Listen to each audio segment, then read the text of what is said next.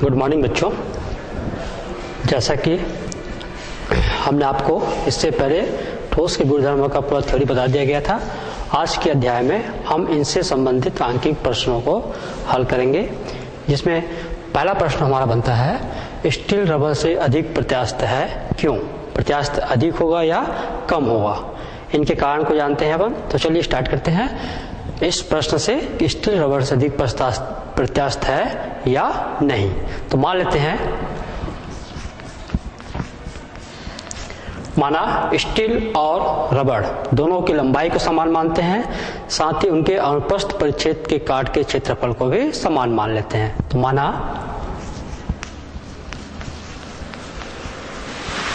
समान लंबाई व अनुप्रस्थ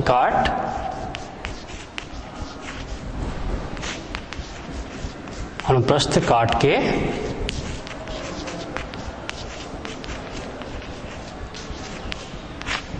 क्षेत्रफल वाला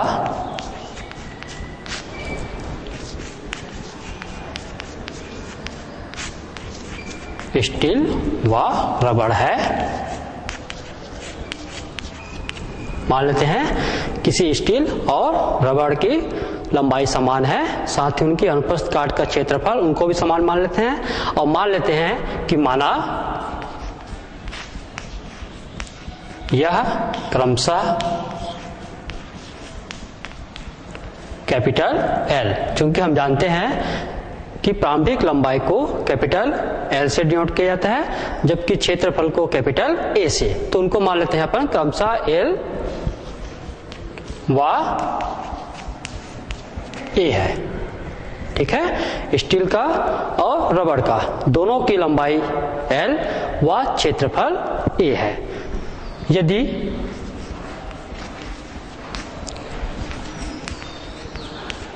स्टील का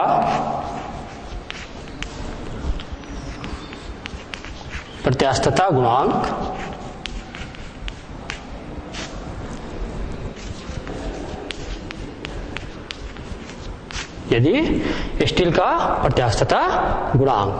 मान लेते हैं अपन YS व रबड़ का प्रत्यास्थता गुणांक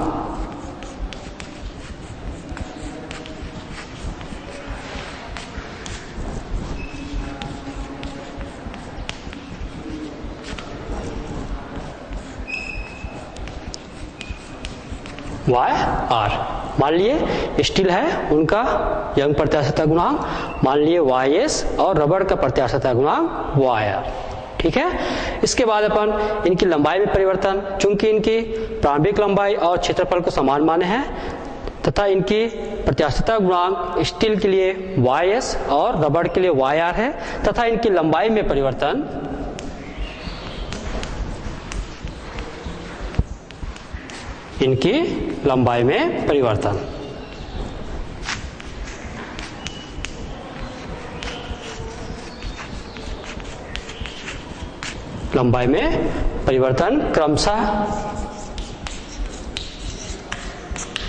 क्रमशः स्टील के लिए मान लेते हैं अपन LS व रबड़ के लिए मान लेते हैं YR है। ठीक है, तो देखते हैं।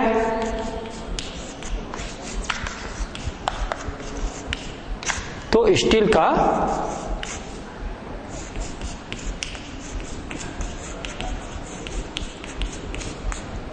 प्रत्यास्थता गुणांक,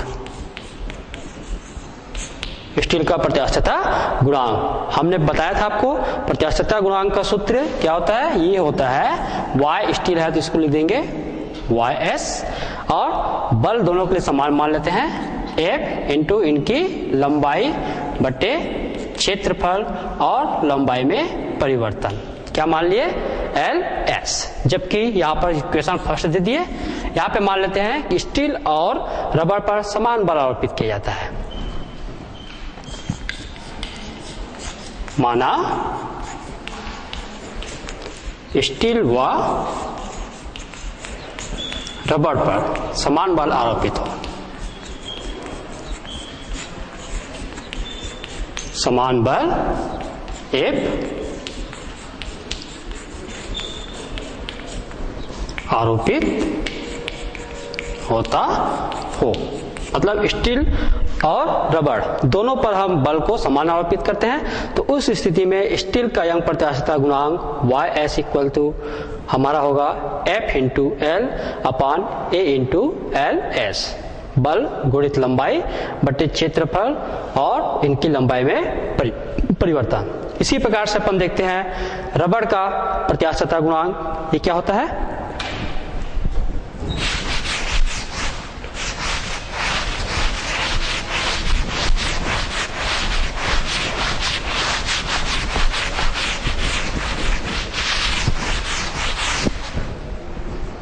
तथा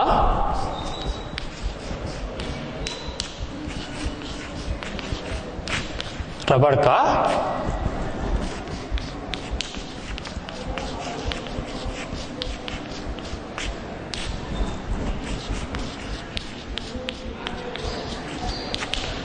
प्रत्यास्थता गुणांक यहां पर निकाला गया स्टील का, सेम इसी प्रकार हम रबड़ का निकालेंगे तो रबड़ का हो जाएगा YR इक्वल टू, क्योंकि बल समान आरोपित कर रहे हैं इसका इसके लिए भी F होगा और इनकी लंबाई प्रारंभिक लंबाई इनके लिए भी L होगा, F इंटू L बटे क्षेत्रफल इनके लिए भी A होगा, इनकी लंबाई में परिवर्तन हो जाएगा LR। ठीक, ये है रबड़ का प्रत्यास्थता गुणांक YR equal to F into L upon A into LR। Equation 2 मान लिए। समीकरण 1 और समीकरण 2 को विभाजित करते हैं, देखते हैं क्या आता है। समीकरण 1 भागित समीकरण 2 करने पर, चलिए विभाजित कर देते हैं। समीकरण YS बट्टे YR इक्वल टू, इनके लिए राइट हैंड साइड में होगा F into L upon A into LS बट्टे इनके लिए होगा F into L upon A into LR। Left hand side में अपन देखते हैं यहाँ पर YS बट्टे YR, जहां पर YS है हमारा स्टील का प्रत्यास्थता गुणांक, YR है हमारा रबड़ का प्रत्यास्थता गुणांक। दाहिने साइड में देखते हैं तो यहाँ पर दोनों साइड में F और L कट गया, तुम्हारा A कैंसिल, इसलिए बच गया अपान LS, इसमें अपान बच गया LR। तो इक्वेशन हमारा आएगा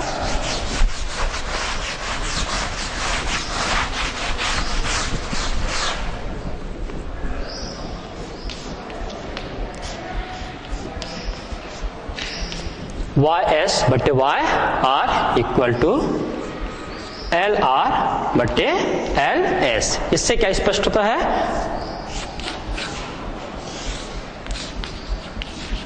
इस इक्वेशन से हमारा यह स्पष्ट होता है कि जो प्रत्यास्थता गुणांक है वह उनकी लंबाई में परिवर्तन का व्युत्क्रमानुपात हो रहा है।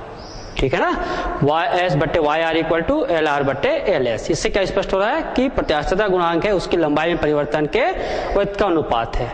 और जब हम किसी भी स्टील और रबड़ दोनों को जब हम खींचेंगे तो देखते हैं कि स्टील की अपेक्षा रबड़ ज्यादा फैलती है। आप खींचोगे स्टील को और रबड़ इसको आप खींच के देखोगे तो आप देखोगे कि रबड़ है वो स्टील से अधिक फैलेगी। इससे यह स्पष्ट होता है कि जो रबड़ में की जो लंबाई में परिवर्तन है वह स्टील की लंबाई में परिवर्तन से अधिक होगी। ठीक, यदि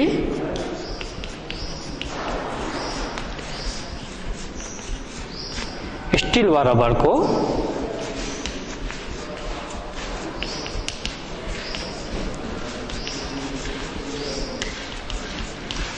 स्टील व रबड़ को खींचा जाए तो क्या होगा? LR बड़ा होगा LS, अर्थात जो रबड़ होगा उनकी लंबाई में परिवर्तन जो स्टील का होगा उनकी लंबाई में परिवर्तन से अधिक होगा। अतः इक्वेशन 3 से क्या हो जाएगा? YS का मान, चूंकि LR का मान LS से बड़ा हो रहा है इस कारण से YS का मान YR से बड़ा हो जाएगा। अतः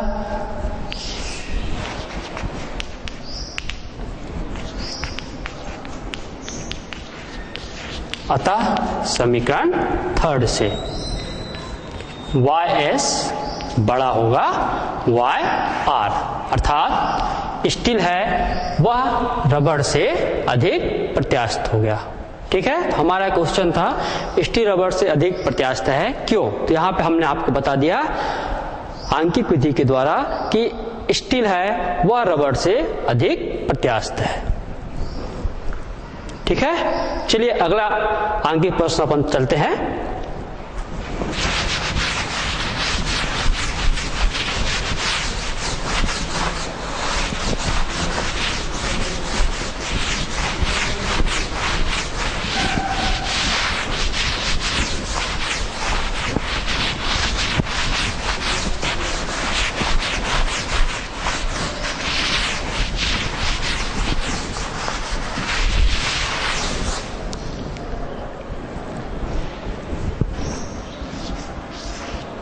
अगला क्वेश्चन अपन लेते हैं। मान लेते हैं एक तार है जिन पर एक तार पर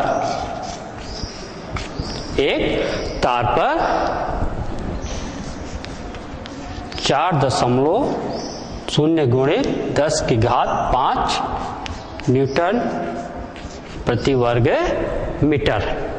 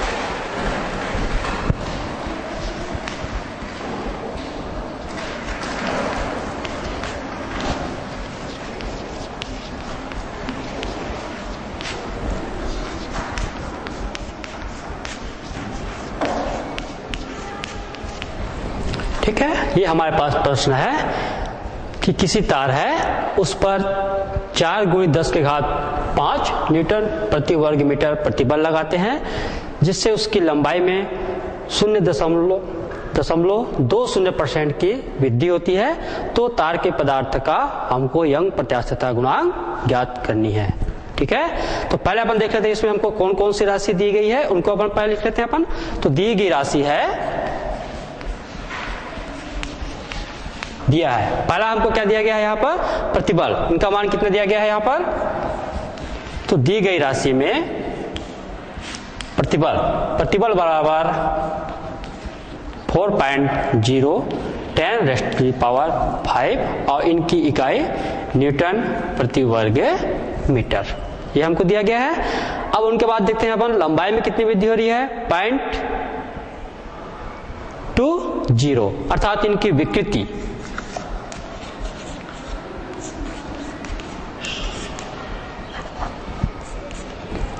प्रतिबल दिया है, विकृति कितना दिया है, विकृति क्या होता है, विकृति का सूत्र होता है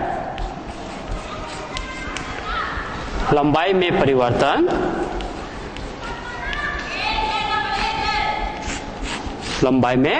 परिवर्तन बटे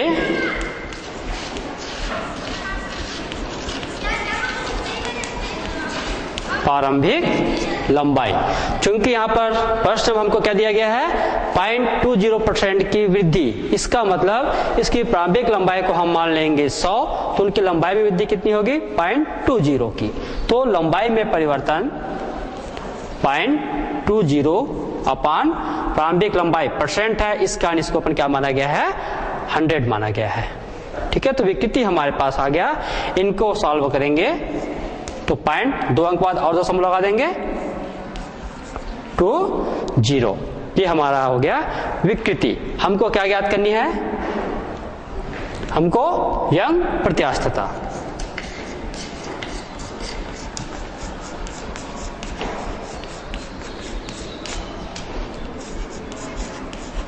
यंग प्रत्यास्थता गुणांक हमको ज्ञात करनी है। ठीक है, तो हमारे पास सूत्र होता है यंग प्रत्यास्थता गुणांक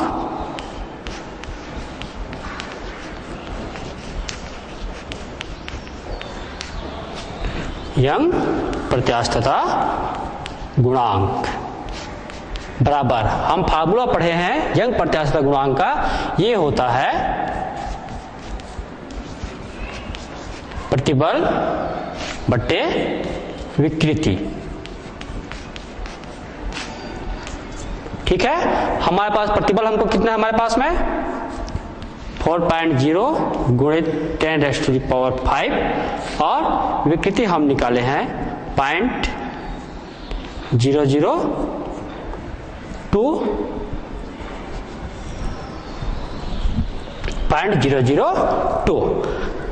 0.002 को हम 10 की घातांक के रूप में लिख सकते हैं। तो ये लिखा जाएगा 2 गुणित 10 के घात कितने अंक है, दशमलव बाद में 1 2 3, तो इसको लिखेंगे 10⁻³ तो इसको हल किए तो ये हो जाएगा 4 × 2 10⁵ और -3 हर में है, अंश में जाएगा तो ये हो जाएगा +3। तो यंग प्रत्यास्थता गुणांक 2 × 10⁵5 और 3 8 और इनकी भी इकाई होगी न्यूटन प्रति वर्ग मीटर। तो इस प्रकार से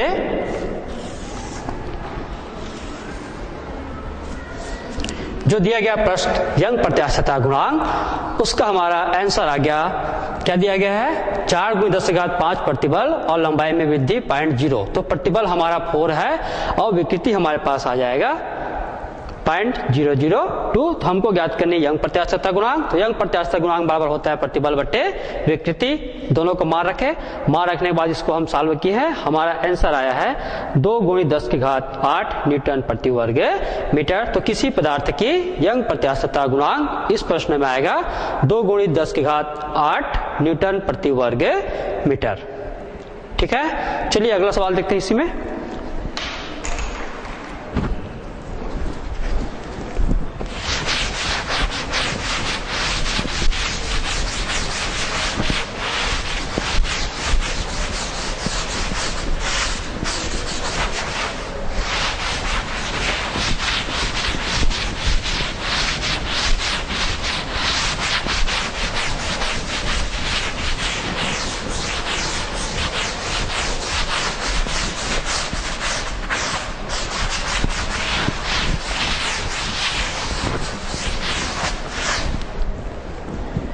क्वेश्चन नंबर 3 में चलते हैं।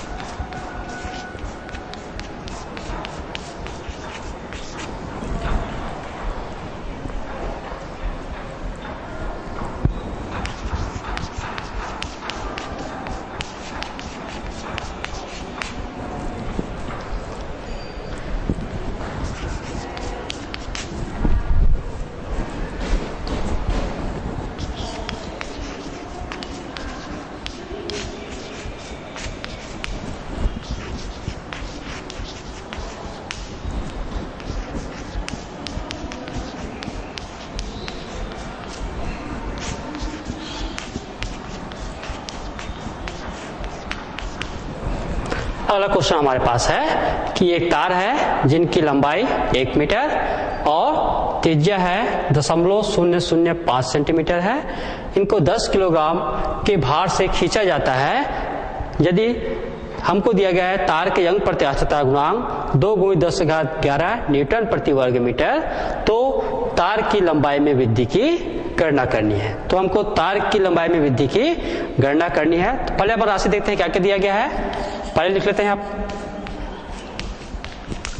दिया है एक तार की लंबाई, तो प्रारंभिक लंबाई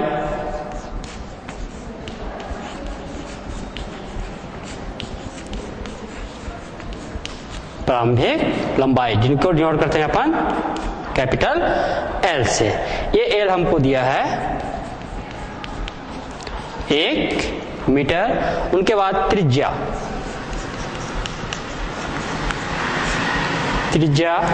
R इक्वल टू ये हमको दिया है 0.005 सेंटीमीटर। चूंकि ये किस में दिया गया है, सेंटीमीटर में, और लंबाई जो दिया गया है किस में दिया गया है, मीटर में। अतः हमको इस सेंटीमीटर को किस में चेंज करना पड़ेगा, मीटर में चेंज करना पड़ेगा। तो ये होगा 0.5 10⁻⁻² मीटर। सेंटीमीटर चूंकि इसकी इकाई मीटर है, इस कारण इनकी इकाई को भी अपन किस में चेंज कर देंगे, मीटर में। इनको और व्यवस्थित लिखना चाहेंगे तो 5 के बाद दशमलव बाद 1 2 3 है, तो -3 और -2 -5 मीटर हमारा त्रिज्या आ गया। तो क्षेत्रफल इक्वल टू πr²। तो ये हो जाएगा 22/7। आर का मान रख दिए 5 × 10⁻⁵ और हमको इसके बाद फिर क्या दिया है, यंग प्रत्यास्थता गुणांक।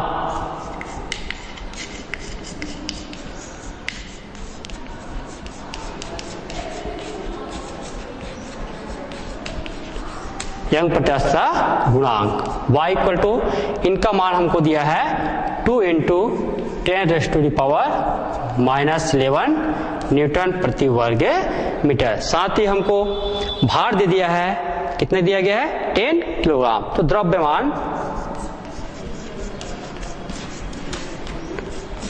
m इक्वल टू ये हमको दिया है 10 किलोग्राम। ठीक है।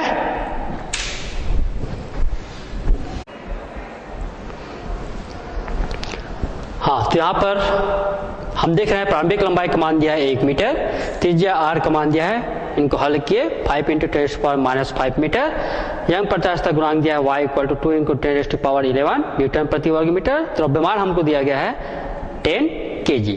अतः सूत्र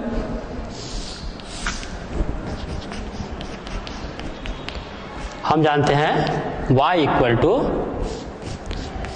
m × GL/πr²L। ठीक है। इस सूत्र में चूंकि हमको किसकी गणना करनी है, स्मॉल l की गणना करनी है, अतः इस स्मॉल l को y की जगह ले आते हैं। तो l इक्वल टू हमारे पास आएगा m × G × L/πr² × y। हमको जो दी गई राशि है, इन सभी राशियों को यहाँ पर मान रखते हैं और मान रख करके हम इनको हल करते हैं।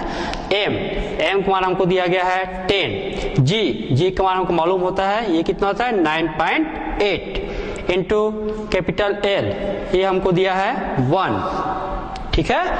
अपान पाई का मान हम बताएं 22/7 गुणित r का मान हमें आप निकाले हैं 5 × 10⁻⁻5 मीटर। तो ये होगा 5 × 10⁻⁻5 पूरे का घात 2 इंटू y का मान हमको दिया गया है 2 × 10⁻11।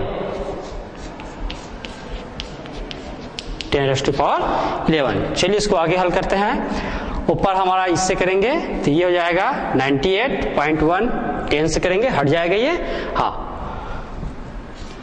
ये हमारा होगा 3.17। इनका 2 बार गुना करेंगे 5 का, ये हो गया 25 इंटू 10⁻⁻5, 2 बार है 10⁻⁻10 इंटू 2 10⁻⁻11। आगे चलिए हर में घातांकों को देखते हैं।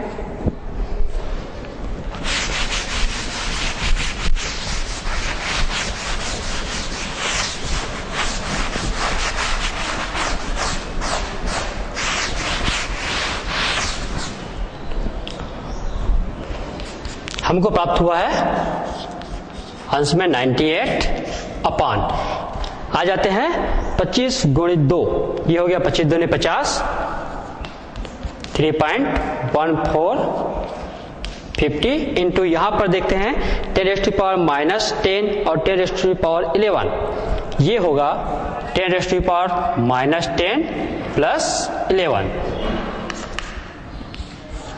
आगे सॉल्व किए, यह है हमारा 98। 5 से इसको गुणा कर देते हैं, 0 5 चौक 20, 5 2 7, 5 दिया 15, 0.2 अंक 2 है 2 इंटू ये हमारा आएगा 10⁻1 माइनस 10 प्लस 11 10⁻1। ठीक है, हमारा आ गया 98, 10 से गुणा कर देंगे। 98 में इनको हम डिवाइड करते हैं तो हमारा देखते हैं आंसर जो आएगा ये आएगा 0.0624। इनको डिवाइड करके देखेंगे, हमारे पास आएगा 0.0624 और इनकी इकाई ये होगी हमारी मीटर, अर्थात लंबाई में परिवर्तन। सूत्र की सहायता से हम ज्ञात किए L इक्वल टू 0.0624 मीटर, अर्थात प्रश्न दिया है एक तार जिनकी लंबाई 1 मीटर, त्रिज्या 0.005 सेंटीमीटर, 10 kg के भार से खींचा जाता है। यदि इसका यंग प्रत्यास्थता गुणांक 2 × 10⁻11 न्यूटन प्रति वर्ग मीटर है, इनकी तार की लंबाई में वृद्धि की गणना कीजिए। तो न्यूमेरिकल की सहायता से हमने गणना किया तो हमने देखा कि इनकी लंबाई में जो वृद्धि आ रही है वो आ रही है 0.0624 मीटर। ठीक है, चलिए इससे रिलेटेड और अगला सवाल देखते हैं।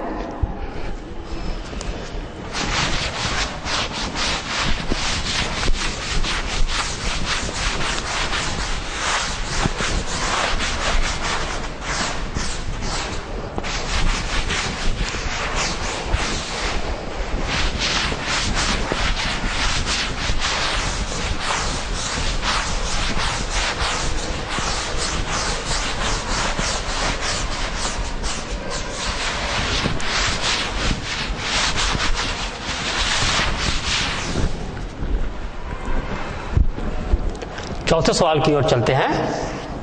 चौथा सवाल हमारे लिए है कि 1 मीटर लंबे तथा 1 वर्ग मिलीमीटर परिच्छेद, 1 मीटर लंबे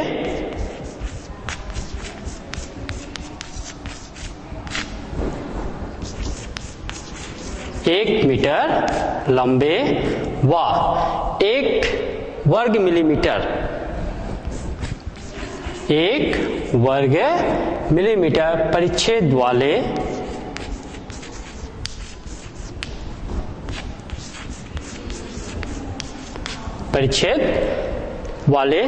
तार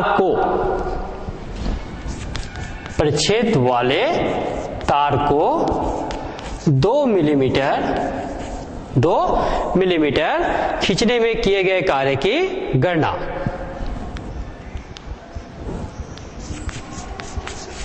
मिलीमीटर तार को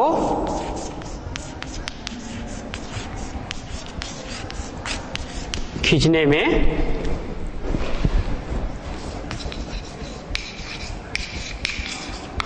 किए गए कार्य की गणना कीजिए।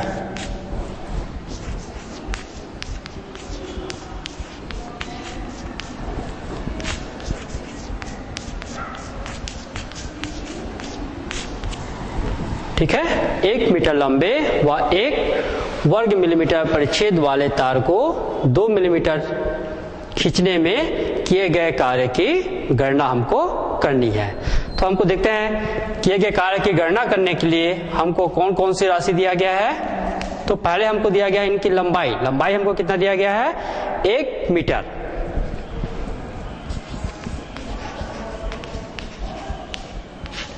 लंबाई L इक्वल टू 1 मीटर। 1 वर्ग मीटर परिच्छेद इनका क्षेत्रफल,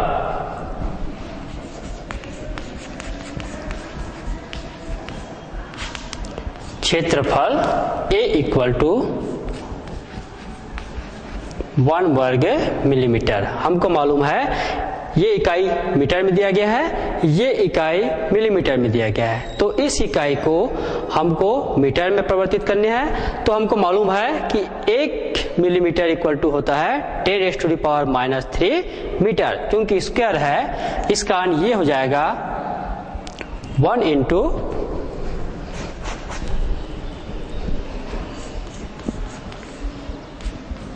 10⁻³ पूरे के पावर 2, और ये इकाई हो जाएगी वर्ग मीटर, अर्थात ये होगा 1 इंटू इसको हल के -3 का हो जाएगा 1 इंटू 10⁻⁻6 वर्ग मीटर। ये आ गया हमारा क्षेत्रफल। लंबाई 1 मीटर, क्षेत्रफल A आ गया। इनका आयतन, आयतन V इक्वल टू हमको मालूम है क्षेत्रफल गुणित लंबाई, तो आयतन V निकल आएगा A का मान 1 इंटू 10⁻6 इंटू L का मान 1, तो ये भी आएगा 1 इंटू 10⁻6 और ये आएगा घन मीटर। आयतन निकल आया। आगे देखते हैं, और हमको क्या दिया गया है, लंबाई कितना मीटर खींचा गया है 2 मिलीमीटर, अर्थात लंबाई में परिवर्तन। तो लंबाई में परिवर्तन कितना दिया गया है,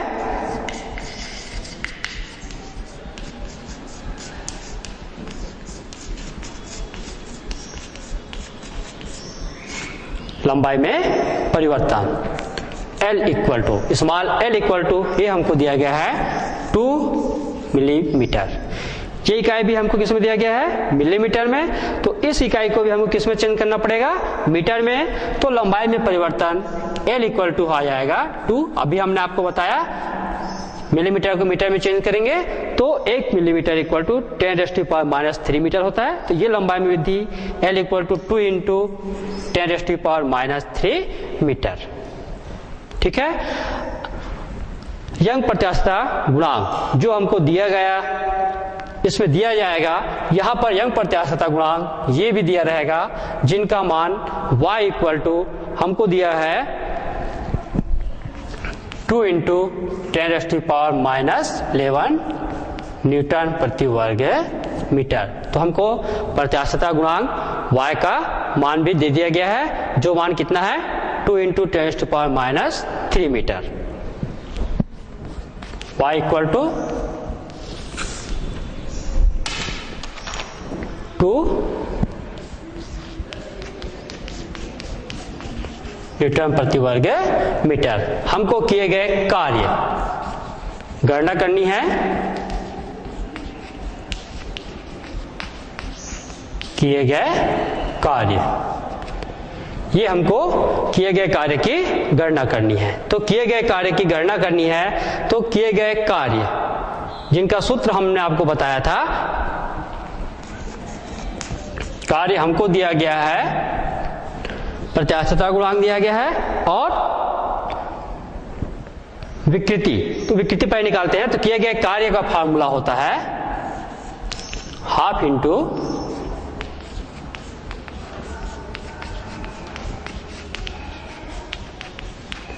यंग प्रत्यास्थता गुणांक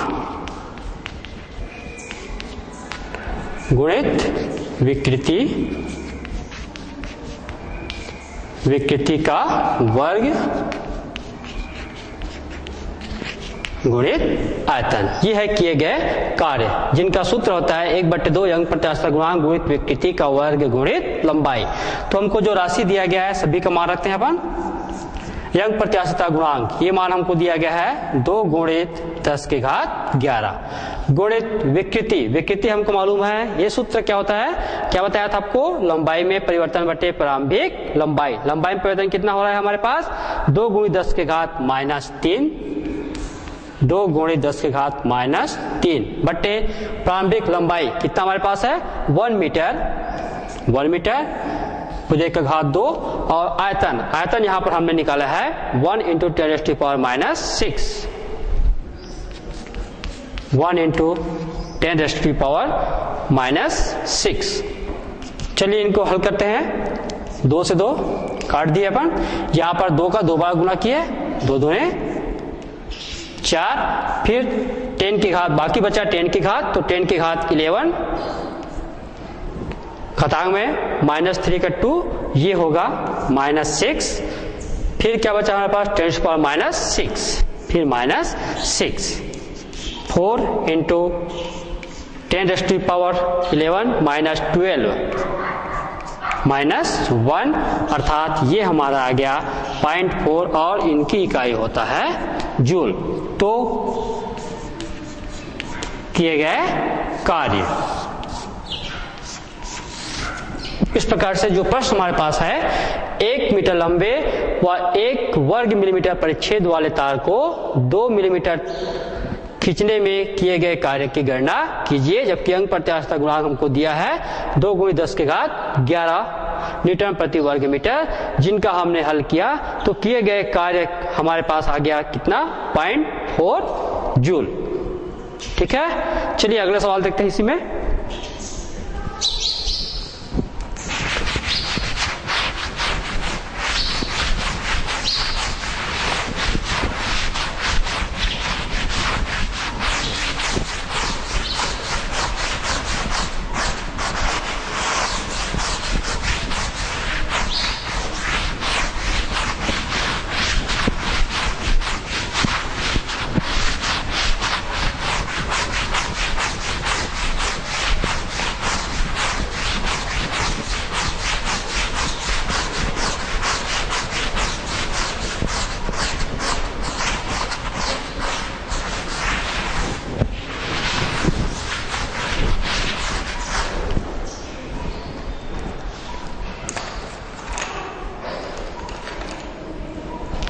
अगला सवाल चलते हैं। अगला सवाल में हमारे पास सवाल है कि 1 लीटर आदर्श गैस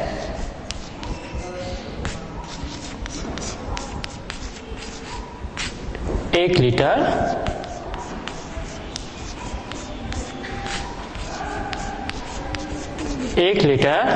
आदर्श गैस को 1 लीटर आदर्श गैस को 72 सेंटीमीटर पारे के दाब पर समतापी विधि से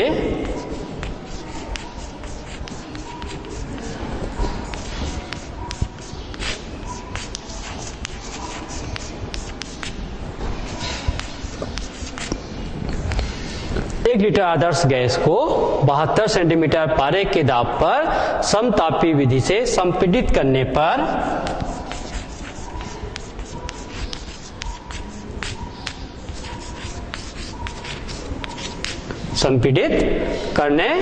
पर उसका आयतन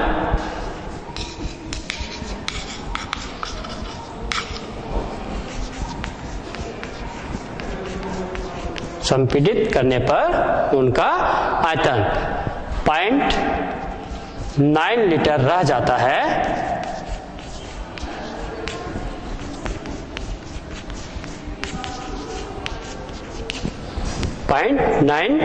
रह जाता है। इस गैस के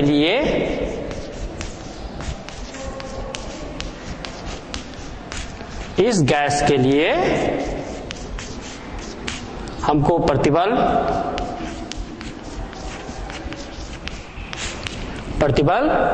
विकृति तथा समतापी प्रत्यास्थता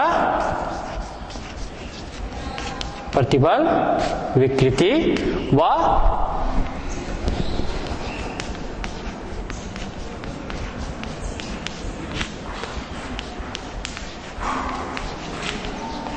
समतापी प्रत्यास्थता की गणना करनी है।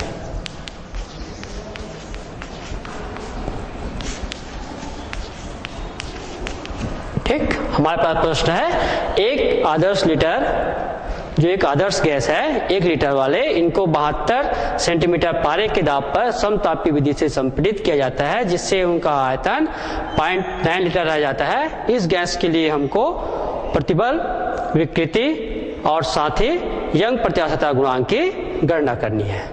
ठीक है, तो क्या क्या दिया गया देखते हैं अपन। चूंकि समतापी प्रकरण है, अतः यह बायल के नियमों का पालन करेगा।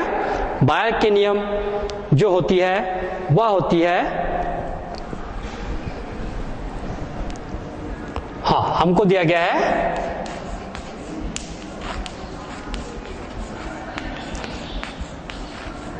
प्रारंभिक दाब। प्रारंभिक दाब P1 इक्वल टू कितना दिया गया है अपने को, 72 सेंटीमीटर। ठीक, V1 equal to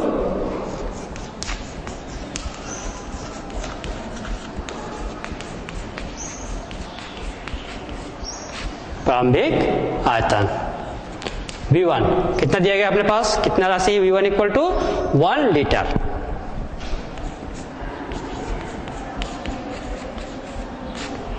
V1 equal to 1 litre. फिर उसका आयतन कितना होता है, 0.9 लीटर। तो अंतिम आयतन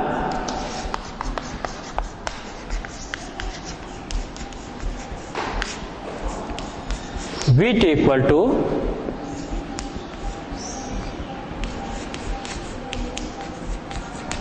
0.9 लीटर। ठीक है, क्या कर दिया गया है, प्रारंभिक दाब P1 दे दिया है 72 सेंटीमीटर और प्रारंभिक आयतन V1 ये हमको दिया गया है 1 लीटर और अंतिम आयतन V2 इक्वल टू दिया गया है 0.9 लीटर। ठीक, ये हमको दिया गया है। चलिए आगे की इस प्रोसेस को, जो प्रतिबल, विकृति और यंग प्रत्यास्थता गुणांक याद करनी है, इनको आगे की क्लास में हमको बताएंगे। तब तक क्या है, धन्यवाद।